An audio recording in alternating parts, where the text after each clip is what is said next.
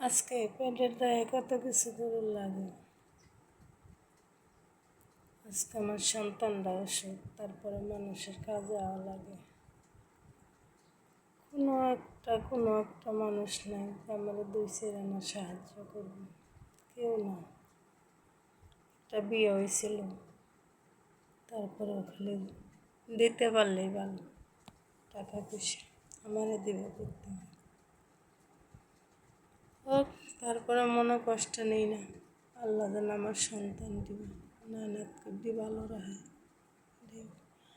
আপনাদের কাছে দোয়া চাই। আমার দুঃখ হলে আমি শত দুঃখ মনে করি না, আমার অনেক সুখ। আমার সন্তান 2টা আমার পাশে আছে, আমার ছেলে মেয়ে আমার পাশে আছে, আমার নাতিরা পাশে আছে।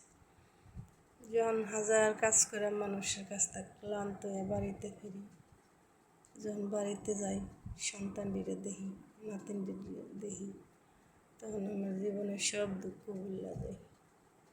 আমি চাই আল্লাহ আমার সন্তানটিরে নানাত করে ভালো রাখুক। আপনাদের কাছে দোয়া চাই। আমার মেয়েটা অসুস্থ, আপনারা দোয়া করেন যেন তাড়াতাড়ি সুস্থ হয়ে যায়। ভিডিও বানাই মানুষে টাকার লেগা করি না, হয়তো মনে কষ্ট আছে, কষ্ট লেগা করি, সময় কাটে, বিনোদন দেওয়ার জন্য করি। তা আপনারা মনে কিছু নিয়েন না, কোনো খারাপ মন্তব্য করেন না। আসসালামু আলাইকুম।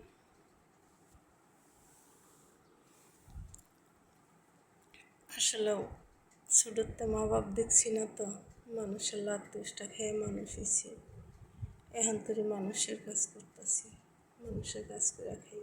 একদিন কাজ করলে একদিন খাইতে পারি, একদিন কাজ না করলে খাইতে পারি। তোকে মনের কষ্ট থাকলেও কষ্টের কষ্ট মনে করি না।